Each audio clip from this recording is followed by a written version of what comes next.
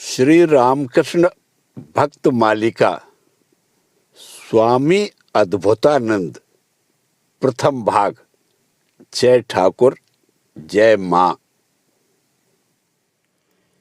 लाटू महाराज श्री रामकृष्ण देव की अद्भुत सृष्टि थे।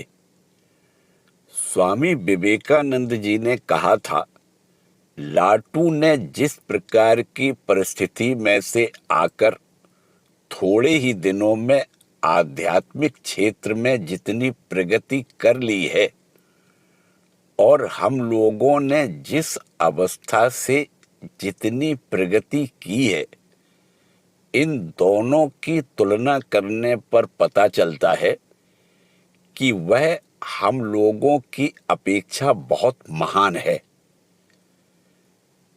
हम सभी का उच्च वंश में जन्म हुआ है। पढ़ लिखकर तथा परिमार्जित बुद्धि लेकर हम ठाकुर के पास आए, परंतु लाटू पूर्णतया निरक्षर था। ध्यान धारणा अच्छी न लगने पर पठन पाठन आदि के द्वारा हम लोग मन के उस भाव को दूर कर लेते थे, परंतु लाटू को कोई दूसरा अवलंबन नहीं था। उसे तो सिर्फ एक ही भाव का सहारा लेकर चलना पड़ता था। केवल ध्यान धारणा की सहायता से ही लाटू अपना मस्तिष्क ठीक रखकर अति निम्न अवस्था से उच्चतम आध्यात्मिक संपदा का अधिकारी हुआ है। इससे उसकी अंतर्निहित शक्ति तथा उसके प्रति ठाकुर की असीम कृपा का परिचय मिलता है। लाटू महाराज के बचपन का नाम रख्तू राम था। कहते हैं, बचपन में चेचक के प्रकोप से उनके प्राण संकट में पड़ गए थे। इस पर उनकी माता ने श्री रामचंद्र जी से संतान की रक्षा के लिए आकुल प्रार्थना की थी। बाद में बालक के स्वस्थ हो जाने पर मां की ऐसी धारणा हो गई कि श्री रामचंद्र जी ने ही पुत्र को बचाया है। इसी विश्वास के फलस्वरूप उनका यह नामकरण हुआ।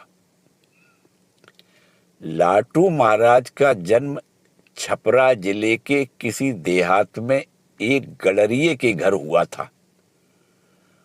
उनके बाल्य जीवन के बारे में अधिक कुछ ज्ञात नहीं है, क्योंकि परवर्ती काल में जब कभी उनसे इस विषय में पूछा जाता तो वे नाराजगी के साथ कहते, अरे, ईश्वरीय तत्व को छोड़कर क्या तुम लोग मेरी बात लेकर समय बिताओगे?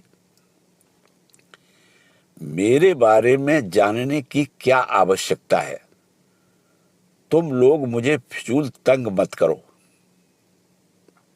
लाटू महाराज भोजपुरी तथा बंगला मिश्रित एक अपूर्व चित्ताकर्षक भाषा में वार्तालाप किया करते थे।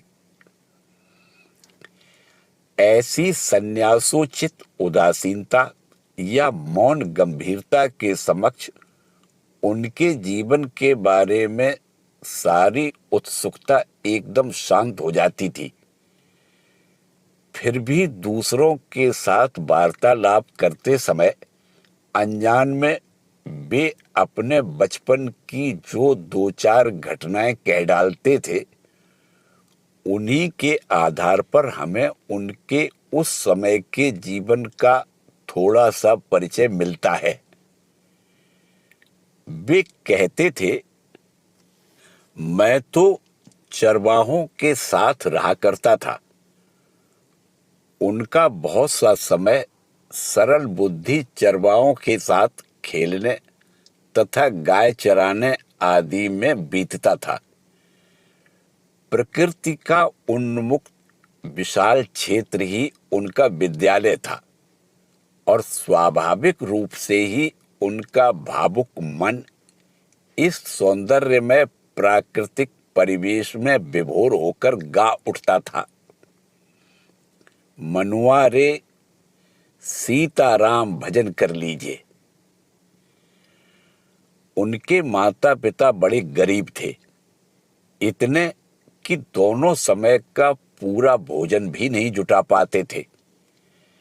आहार जुटाने के लिए अत्यधिक परिश्रम के फलस्वरूप वे दोनों अकाल ही चल बसे और 5 वर्ष की आयु में ही रख्तूराम अनाथ हो गए।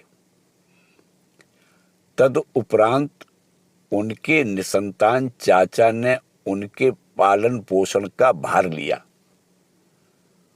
उनकी आर्थिक अवस्था अपेक्षाकृत अच्छी थी, अतः उनके घर में रख्तूराम पहले की तुलना में कुछ दिन अधिक सुख से ही थे। परंतु चाचा का भाग्य पलट जाने से उनके ये आनंद के दिन भी शीघ्र ही समाप्त हो गए। महाजन के द्वारा सताए जाने के फलस्वरूप शीघ्र ही वे जीविकोपार्जन के लिए रख्तूराम को साथ लिए कलकत्ता चले आए। जन्मभूमि छोड़कर आते हुए बालक रख्तूराम के कोमल हृदय में कितनी व्यथा हुई थी, इसे उन्होंने एक बार बातचीत के दौरान व्यक्त किया था। अरे भला, देश छोड़कर चले जाने को मन चाहता है? मुझे तो रुलाई आ गई थी। तुम लोगों के तो नाते रिश्तेदार हैं, उन्हें कैसे छोड़ सकोगे? मेरा तो कोई भी नहीं था, फिर भी देश छोड़ नहीं सका था। कलकत्ता पहुंचने के बाद रख्तूराम के चाचा ने श्रीयुत रामचंद्र दत्त के अर्दली फूलचंद्र की सहायता से, जो उनके गांव के ही थे, उन्हें दत्त परिवार में नौकर के रूप में नियुक्त करा दिया। मालिक के घर में रख्तूराम का कार्य था बाजार जाना, महिलाओं को टहलाने के लिए ले जाना, छोटे मोटे काम करना तथा रामचंद्र का टिफिन पहुंचाना आदि। ये सभी कार्य वे अत्यंत तत्परता के साथ किया करते थे। इसके फलस्वरूप कर्मठ, आदेश पालन में तत्पर तथा सच्चरित्र बालक शीघ्र ही सबके स्नेह का पात्र बन गया और उसका दुलार का नाम लालटू पड़ गया। यह लालटू नाम ही बाद में श्री रामकृष्ण देव की स्नेहपूर्ण बोली में लाटू, लेटो या नेटो के रूप में परिणत हुआ। काम से फुर्सत मिलने पर लाटू कुश्ती और कसरत आदि किया करते थे। इस पर राम बाबू के एक सांसारिक बुद्धि वाले मित्र ने उन्हें समझाया कि घर में कुश्तीबाज नौकर रखने से भोजन आदि का खर्च बढ़ जाता है। इसके उत्तर में उदार हृदय राम बाबू ने कहा, तुम लोग समझते नहीं, कुश्ती लड़ने से काम वासना घट जाती है। फिर एक दिन एक अन्य मित्र के मन में संदेह उठा कि नौकर लाटू पैसे चुराता है। वे व्यंग करते हुए लाटू से स्पष्ट ही पूछ बैठे, क्यों रे छोकरे, ठीक ठीक बोल, तो आज कितने पैसे मारे? इस प्रकार के हीनतापूर्ण कटाक्ष को लाटू सहन नहीं कर सके तथा तीव्र स्वर में बोल उठे, जान लीजिएगा बाबू, मैं नौकर हूं, चोर नहीं। इस स्वाभिमान पूर्ण उक्ति से स्वयं को अपमानित समझकर मित्र ने राम बाबू से शिकायत की। सब कुछ सुनकर राम बाबू ने सिर्फ इतना ही कहा, देखिए, लाटू चोर नहीं है। उसे जब जिस चीज की आवश्यकता होती है अपनी मां से मांग लेता है। श्री रामकृष्ण देव के परम भक्त रामचंद्र के मुख से उन दिनों प्रायः ठाकुर के उपदेश सुनाई देते थे। भगवान मन देखते हैं, कौन क्या कार्य कर रहा है, कहाँ पड़ा हुआ है, इसे नहीं देखते। जो व्याकुल है ईश्वर के अतिरिक्त और कुछ नहीं चाहता, ईश्वर उसी के समक्ष प्रकट होते हैं। निर्जन में उनसे प्रार्थना करनी चाहिए, उनके लिए रोना चाहिए, तभी तो उनकी दया होती है, इत्यादि। इन ज्वलंत उपदेशों ने सरल बालक लाटू के हृदय में अग्नि प्रज्वलित कर दी और इसी समय से उनके गोपनीय साधक जीवन का श्री गणेश हुआ। उन दिनों प्रायः यह देखने में आता था कि दोपहर में वे एक कंबल ओढ़कर लेटे हुए हैं। बीच बीच में उनकी दोनों आंखें सजल उठती थी और तुरंत ही वे उन्हें बाएं हाथ से पोंछ डालते थे। परिवार के लोग सोचते थे कि लाटू का मन चाचा के लिए दुखी हुआ है, अतः उसी के अनुसार वे समझाते बुझाते थे। उस समय भला कौन जानता था कि जिनके वचन इतने मधुर हैं, उन्हीं साधु के चिंतन में लाटू ने स्वयं को खो दिया है। लाटू अवसर ढूंढते रहे। एक रविवार को उन्होंने रामचंद्र से कह भी दिया, आज तो आप वहां जाएंगे, मुझे भी लेते चलिए। रामचंद्र ने विश्वस्त बालक के इस स्नेहपूर्ण अनुरोध की उपेक्षा नहीं की। वे लाटू को साथ ले गए। यह घटना 1879 ईस्वी के अंत की है। दक्षिणेश्वर पहुंचने के बाद ठाकुर को उनके कमरे में न पाकर रामचंद्र उन्हें ढूंढने बाहर गए। लाटू पश्चिम वाले बरामदे में खड़े रहे। इसी बीच ठाकुर श्री राधा का भजन गाते हुए लौटे और लाटू को देखते ही रामचंद्र से पूछा, राम, क्या इस लड़के को तुम अपने साथ लाए हो? इसे तुमने कहां पाया? इसमें साधु का लक्षण जो दिख रहा है। फिर सबने कमरे में प्रवेश किया। लाटू के अंतर्मन से आवाज उठने लगी कि ये ही उनके चिरवांछित महात्मा है। उन्होंने ठाकुर के चरण छूकर प्रणाम किया और हाथ जोड़े हुए खड़े खड़े ठाकुर के वचन सुनते रहे। ठाकुर कह रहे थे, जो नित्य सिद्ध है उन्हें प्रत्येक जन्म में ज्ञान रहता है। वे मानो पत्थर से दबे फव्वारे हैं। मिस्त्री इधर उधर खोदते खोदते ज्यों ही एक जगह का पत्थर हटा देता है, त्यों ही फव्वारे के मुंह से फर फर करके पानी निकलने लगता है। यह बात कहते कहते ठाकुर ने अचानक लाटू को छू दिया। बस लाटू को एकाएक रोमांच हुआ। दोनों होठ जोर से कांपने लगे और आंखों से धर धर अश्रुधार बह चली। और अब लाटू इस जगत के नहीं रहे। बड़ी देर बाद ठाकुर के पुनः स्पर्श करने पर लाटू का भाव संवरण हुआ।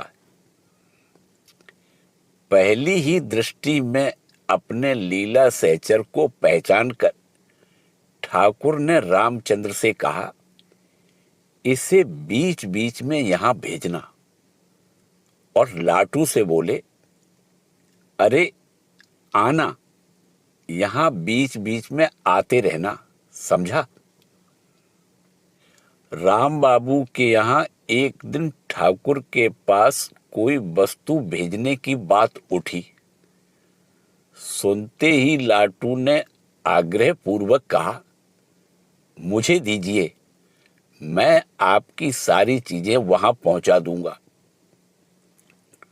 उस दिन संभवतः फरवरी 1880 ईस्वी में लाटू अकेले ही फल मिठाइयां आदि लेकर लगभग 11 बजे दक्षिणेश्वर पहुंचे। उद्यान पथ पर ही श्री रामकृष्ण देव के दर्शन पाकर उन्होंने वहीं उनके चरणों में लंबा प्रणाम किया। इसके बाद दोपहर को मां काली की भोग आरती देखने के पश्चात वे प्रसाद पाने के लिए ठाकुर के समीप बैठे। ठाकुर ने समझा कि काली मंदिर का विशिष्ट प्रसाद ग्रहण करने से लाटू के बिहार प्रांतीय संस्कार पर आघात लग सकता है। इसीलिए उन्होंने सूचित कर दिया कि विष्णु मंदिर का गंगा जल से प्रस्तुत सात्विक भोग है, अतः वे चाहे तो उसी प्रसाद को ग्रहण कर सकते हैं। लाटू ने इतना सब कुछ न समझकर सरल भाव से कहा, आप जो पाएंगे मैं वही खाऊंगा, मैं तो आपका प्रसाद लूंगा, इसके सिवा और कुछ नहीं खाऊंगा। इस पर ठाकुर ने निकट उपस्थित रामलाल दादा से कहा, बेटा कैसा चालाक है, देखा, मैं जो पाऊंगा यह बेटा उसी में हिस्सा लेना चाहता है। निदान भोजन के बाद उन्होंने दक्षिणेश्वर में ही सारा दिन बिताया। संध्या होने पर ठाकुर ने याद दिला दिया कि कलकत्ता लौटना है। फिर ठाकुर के पूछने पर कि लौटने के लिए पैसे हैं या नहीं, लाटू ने मुख से उत्तर न देकर जेब हिलाकर बतला दिया कि हैं। ठाकुर केवल हंस दिए। द्वितीय दर्शन के पश्चात लाटू का कामकाज में उत्साह जाता रहा। दक्षिणेश्वर में वार्तालाप के प्रसंग में यह बात ठाकुर के कानों में आने पर वे बोले, ऐसा ही हुआ करता है। यहां आने के लिए उसका मन आकुल रहता है, एक दिन भेज देना। तद अनुसार लाटू जब पुनः दक्षिणेश्वर आए, उस दिन वैद्य ने आकर सलाह दी थी कि ठाकुर को वायु परिवर्तन के लिए कामारपुकुर जाना चाहिए। इधर लाटू भी हठ करने लगे, मैं आपके पास रहूंगा, अब नौकरी नहीं करूंगा।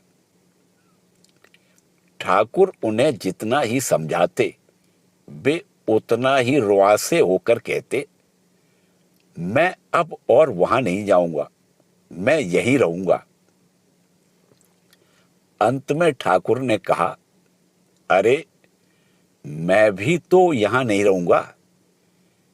बेबस हो लाटू को लौटना पड़ा, परंतु इसके पूर्व ही वे ठाकुर के निकट मालिक के घर में अनासक्त भाव से रहने की कला सीख आए थे।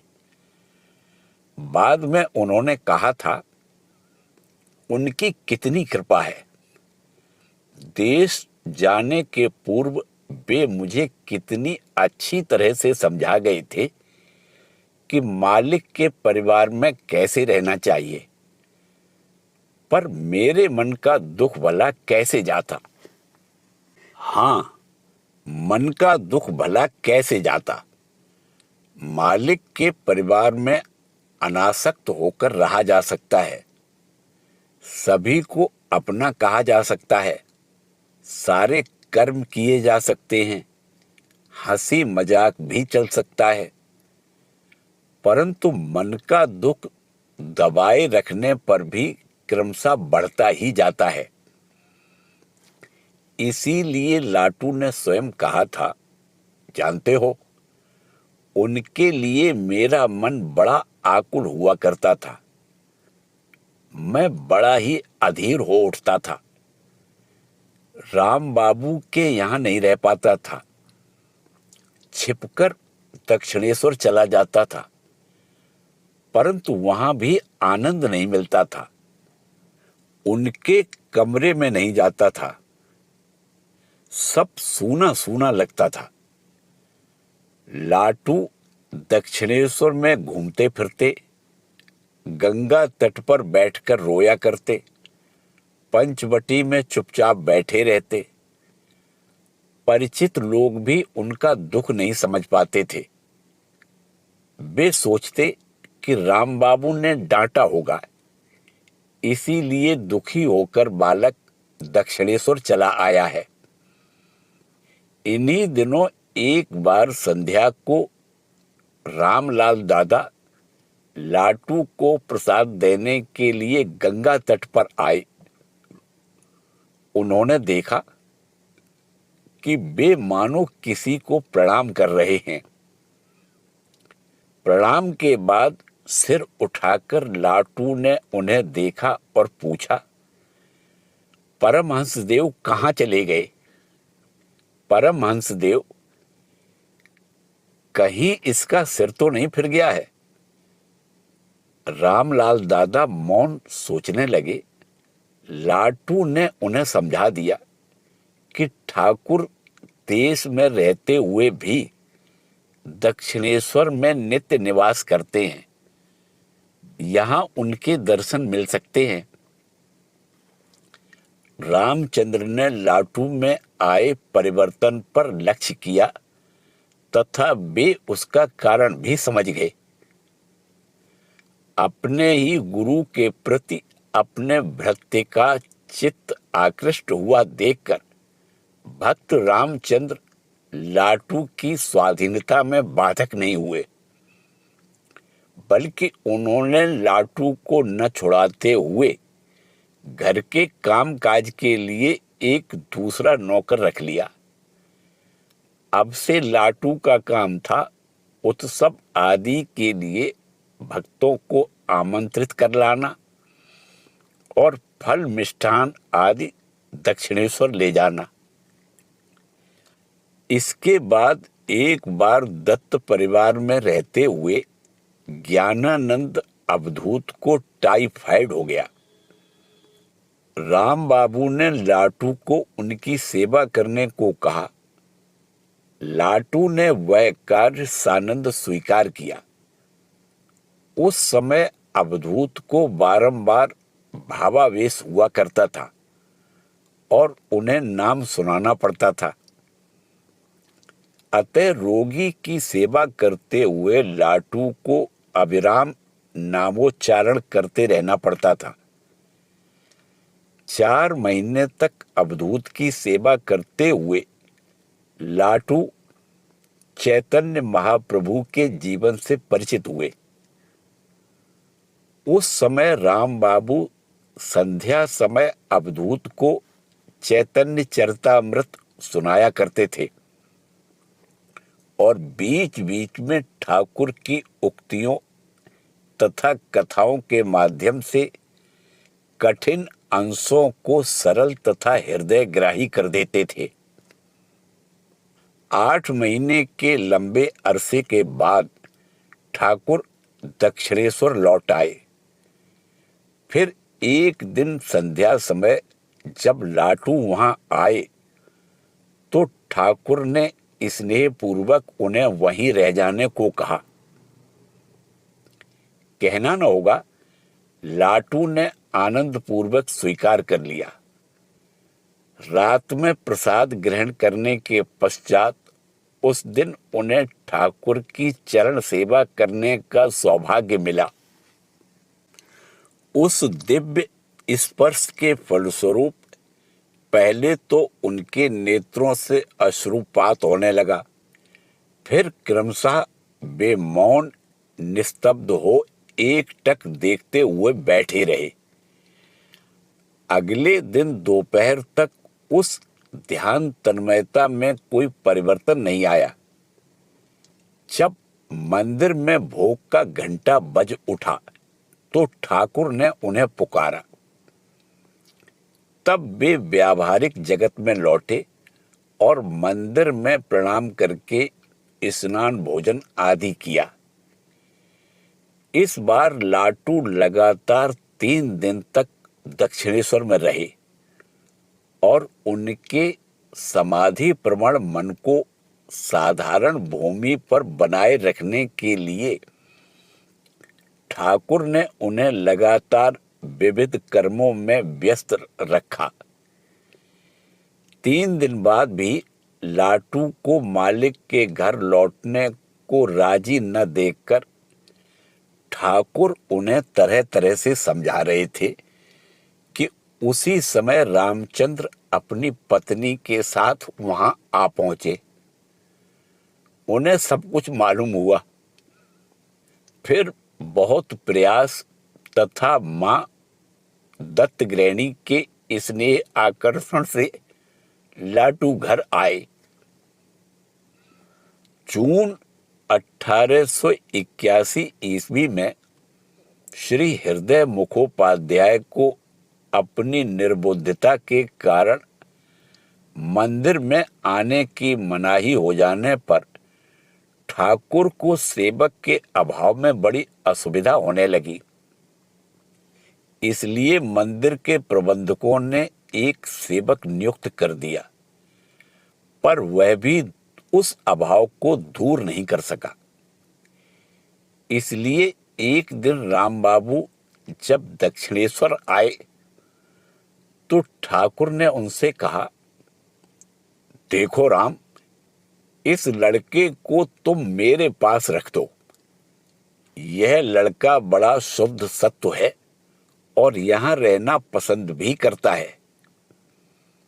इसके बाद से लाटू महाराज ठाकुर के सेवक होकर दक्षिणेश्वर में ही निवास करने लगे। लोक दृष्टि में यह नवीन संबंध चाहे जैसा भी क्यों न प्रतीत हो, पर ठाकुर ने लाटू को केवल सेवक के रूप में ही ग्रहण नहीं किया था, अपितु उनका पूरा भार अपने ऊपर ले लिया था। इसलिए हम देखते हैं कि ठाकुर उन्हें अपने पुत्र के समान मानते हुए अक्षर ज्ञान से लेकर सभी प्रकार की शिक्षा देने में प्रयत्नशील हैं। वर्णमाला पढ़ने के समय व्यंजन में आकर लाटू अपने बिहारी अभ्यास के अनुसार का को का और खा को खा कहने लगे। ठाकुर जितना ही कहते, अरे वह का है, लाटू उतना ही का कहते। ठाकुर कहते थे, अरे यदि इसी को का कहेगा तो फिर का में आकार लगाने पर क्या कहेगा? तब भी लाटू की तो वही रट का। अंत में और अधिक प्रयास करना वृथा समझकर ठाकुर ने कहा, जा, अब तुझे पढ़ने की आवश्यकता नहीं। लाटू के विद्याभ्यास की वही इतिश्री हुई। इस प्रकार पोथीगत विद्या का शुरू में ही अंत हो जाने पर भी ठाकुर उन्हें आध्यात्म विद्या से परिपूर्ण कर देने लगे। लाटू महाराज कहा करते थे, ठाकुर मुझे कितना सिखाते, कितना समझाते। कहते, जाना नरेन के पास, वहां पर बैठे बैठे मैंने कितना सुना है। फिर ठाकुर उन्हें नशा करना भी सिखाया करते। ऐसा वैसा नशा नहीं, बिल्कुल राजा नशा। उन्होंने उन्हें भगवान का नशा करा दिया। लाटू कहा करते थे, ठाकुर ने मुझे खींच लिया। वे मुझसे कहते, देख, दिल को साफ रखना और उस पर गर्द न जमने देना। अहंकार के कार्यों को वे गर्द कहा करते थे। देखते हो ना, अहंकारी आदमी कैसा अकड़ जाता है। मेरा लड़का, मेरी लड़की, मेरा रुपया, यह सब कहते हुए स्वयं ही अपने लिए जाल बुनता रहता है। एक दिन चरण सेवा में लगे लाटू से ठाकुर ने पूछा, भला बता तो, तेरे राम जी इस समय क्या कर रहे हैं। लाटू उस समय भला राम जी के कार्यों को क्या समझते। वे मौन रहे। तब ठाकुर ने स्वयं ही कहा, अरे तेरे राम जी इस समय सुई के छेद से हाथी को पार कर रहे हैं। बाद में उसका तात्पर्य समझकर लाटू ने कहा था, मेरा इतना छोटा आधार था और वे मेरे भीतर साधना को ढाले जा रहे थे। कुश्तीबाज लाटू खूब खा सकते थे। एक दिन ठाकुर योगीन को भोजन के बारे में सावधान कर रहे थे, जिसे सुनकर लाटू भी अपने भोजन की मात्रा घटाने लगे। इससे प्रारंभ में उन्हें बहुत ही कष्ट होता था। भूख के मारे पेट में दर्द होने लगता था। एक दिन लाटू और राखाल कुश्ती लड़ रहे थे। दोनों में कोई किसी को हरा नहीं पा रहे थे। यह देखकर ठाकुर ने विनोद में कहा, अरे तुम लोगों का तो यह गज कच्छप जैसा युद्ध हो रहा है, कोई किसी को हरा नहीं पा रहा है। हंसी में ये बातें कहने पर भी ठाकुर को यह समझते देर नहीं लगी कि साधना, कठोर परिश्रम तथा अल्प आहार के सम्मिश्रित कारण से लाटू का स्वास्थ्य बिगड़ता जा रहा है। इसीलिए उन्होंने कहा, इतना कम भोजन और इतना अधिक श्रम, इन दोनों को अति मात्रा में करने से स्वास्थ्य बिल्कुल बिगड़ जाएगा। इतने पर ही वे निश्चिंत नहीं हुए, बल्कि कुछ दिन तक लाटू को अपने पास बैठाकर खिलाते रहे और अपने हाथ से उनकी थाली में घी परोसते रहे। तब से लाटू ने भोजन के संबंध में मध्य पंथा का अनुसरण किया। फिर उन्होंने कुश्ती छोड़ दी। केवल अभ्यास बस कभी कुछ धक्का मुक्की कर लिया करते थे।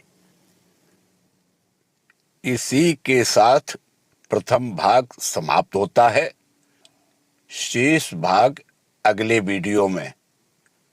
जय ठाकुर, जय मां।